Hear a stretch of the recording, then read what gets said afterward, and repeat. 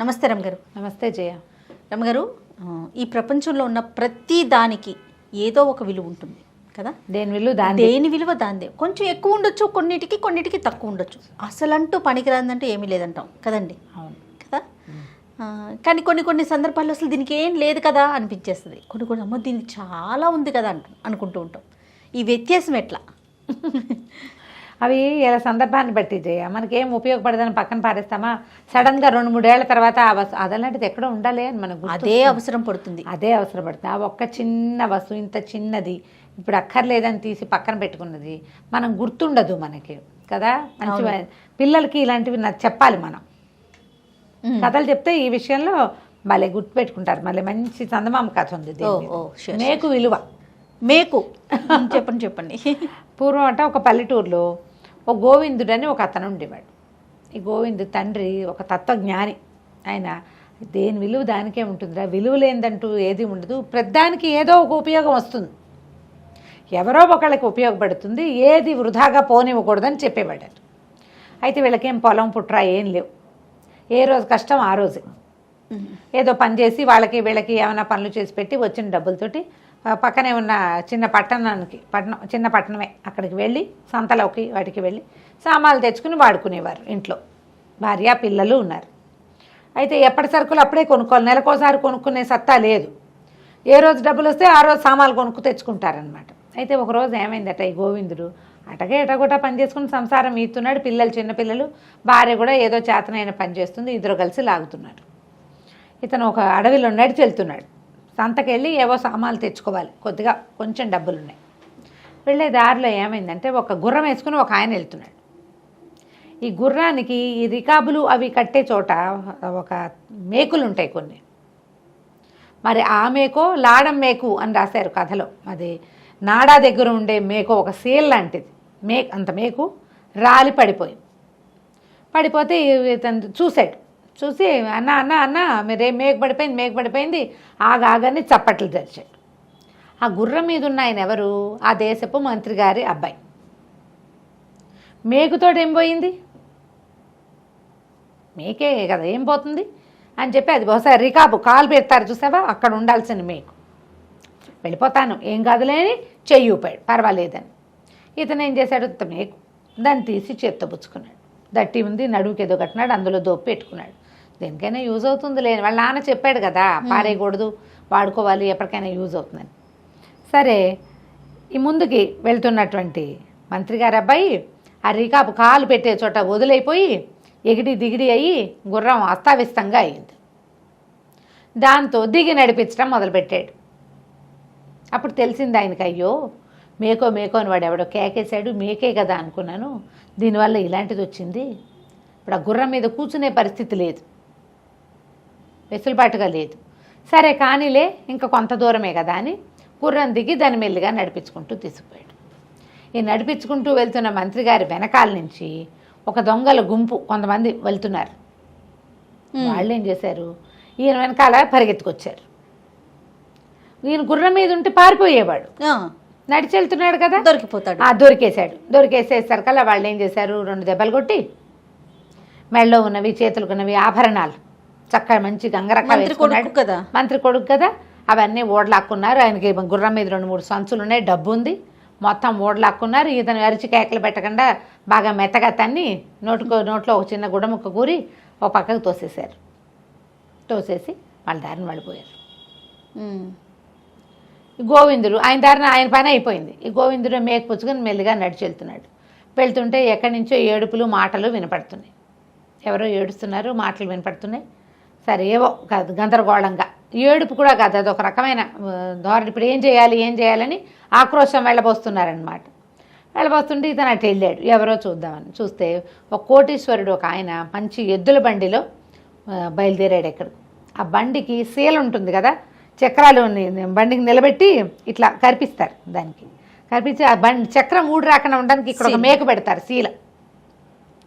అక్కడి నుంచి ఎవరు బాబు ఏమిటి అంటే, నాయన పక్క ఊరికి ఏదో పని మీద వెళ్తున్నాను, మరి అవకాశం పోయింది, సడన్గా ఇదేమో విరిగిపోయింది, బండి ఎట్లా ఆగుతుంది, ఎడ్లు గిడ్లు అన్నీ బాగానే ఉన్నాయి, మామూలుగా ఏంటంటే వసికర్రలు ఏవో ఉంటాయి, ఒక కర్ర విరిచి ఓ పుల్ల పెట్టినా సరిపోతుంది, ఇది గూడు బండి, సామాన్లు మోసుకెళ్లే బళ్ళకైతే కనుక వసకర్రలు ఉంటాయి, ఒక బద్ద విరిచిపెట్టినా సరిపోతుంది.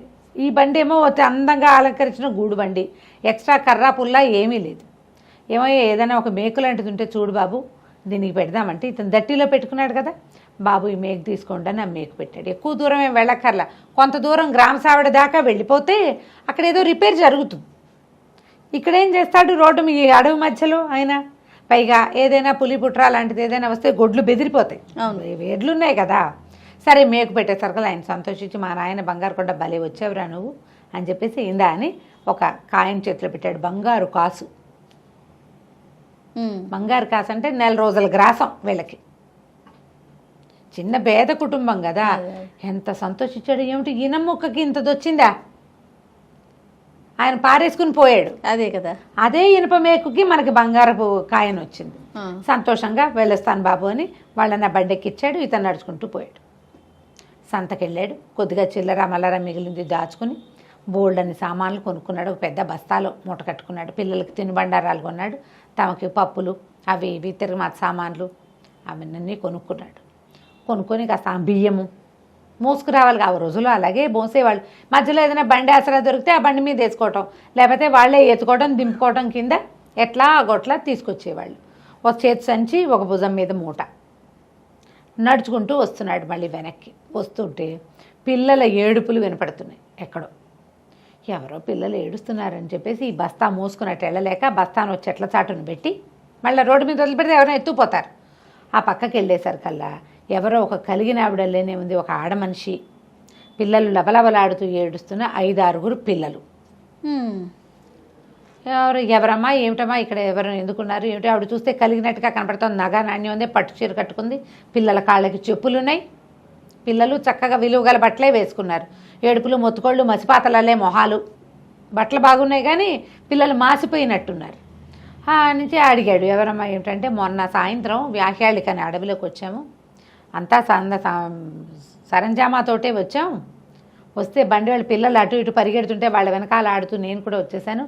మాతో పాటు వచ్చిన గుర్రబండి బండివాడు ఏమైపోయారో తెలీదు. మేము అడవిలో చిక్కడిపోయాము, లోపలికి వచ్చేసాము. మధ్యలో ఏదో భల్లుకం కనపడింది, పిల్లలు పిచ్చెక్కినట్టు పరుగులు తీశారు, వాళ్ళ వెనకాల పరిగెట్టి నేను కూడా వచ్చేసాను. దాంతో ఏం చేయాలో తెలియదు నాయన, కాయకాసులు అక్కడ ఏదో కనపడ్డవి కోసుకుని తిన్నాం, తేనెటీగలు ఉన్నాయని ఇటు పరిగెత్తుకొచ్చేసారు. పిల్లలకి తిండి తిప్పలు లేదు. ఏ ఊరమ్మా అంటే పక్కనే కృష్ణాపురం. నేను తీసుకెళ్తానమ్మా అంటే, నాయన మా వల్ల కాదు, నువ్వు సాయం వచ్చిన తిండి లేనిది అడుగు పడేలాగా లేదు, నిన్న తిన్న తిండి పిల్లలు అల్లాడిపోతున్నారు, అందుకే మాసిపోయినట్టున్నాయి మొహాలు. సరే ఉండండమ్మా అని ఏం చేశాడు, గబగబా తను సంచి దాచిపెట్టుకున్నాడు కదా, మూట మోసుకొచ్చాడు. పిల్లలకి తినుబండారాలు కొనుక్కున్నాడు, డబ్బులు ఉన్నాయి కదా, రూపాయి అది బంగారు కాసు ఉంది కదా, అక్కడి నుంచి తినుబండారాలు పెట్టి 3 రాళ్ళు వెతికి 4 పుల్లలు పెట్టి, సరే కుండ ఒకటి కొనుక్కున్నాడు, అన్నానికి కుండలు కూడా కొన్నాడు. కాస్త ఆ పక్కన ఏదో చెరువు కూడా ఉంది, కాస్త ఎత్తసరి పోసి అన్నం వండి అన్నం పెట్టాడు పిల్లలకి. ఇంకా ఏవో తెచ్చుకున్నాడు సామాన్లు, కాస్త అవి ఇవి తిరగమాత సామాన్లు, అవి కాస్త ఒక చిన్న రైస్ లాంటిది ఒకటి తయారు చేసి మొత్తానికి ఆ చుట్టుపక్కల వెతికి ఒక బాదం చెట్టు ఏదో కనపడితే 4 ఆకులు కోసుకొచ్చి పిల్లలు 5-6 పిల్లలకి అన్నం, ఆ పెద్ద ఆవిడ కూడా అన్నం పెట్టాడు. అన్నం పెడితే అసలు కుండ పోయింది, కుండ వాడేశాడు, వేడి కుండ ఎట్లా తీసుకెళ్తాడు. సరే చెరువులో తీసి కడుక్కున్నాడు. అమ్మ మరి పదండి మిమ్మల్ని ఇంటి దగ్గర దింపుతానన్నాడు. కొంత సామాగ్రి ఇక్కడ ఖర్చు అయింది, తినుబండారాలన్నీ అయ్యేపోయినాయి.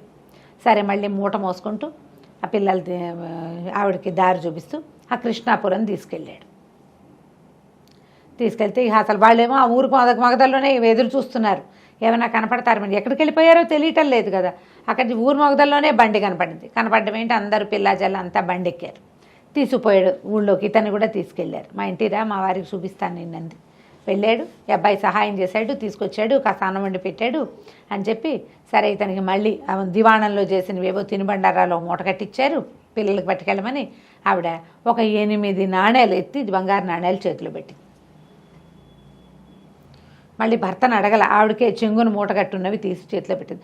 ఏదో బయటికి వెళ్తూ కట్టుకుంది, అవి భర్తను అడగల, లోపలికి వెళ్ళి తీసుకురాలా. వెళ్ళరా నాయన ఎప్పుడైనా ఇటు వచ్చినప్పుడు కనపడుతూ ఉండు అని చెప్పింది. పండక్కి పబ్బానికి వచ్చి కనపడమంది, అంటే ఏమైనా ఇస్తారనమాట.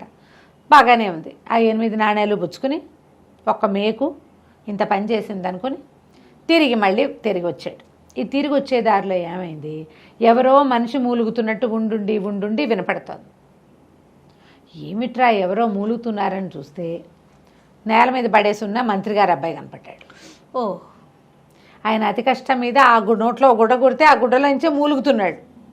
ఆయన చూసి తెలబడి, బాబు మీరా, అదేంటండి గుర్రం మీద వెళ్ళారు కదా, ఇక్కడ ఇట్ట పడిపోయారంటే నోట్లోంచి గుడ్డ తీసే చేతు కట్టలు అవి ఊడదీశాడు.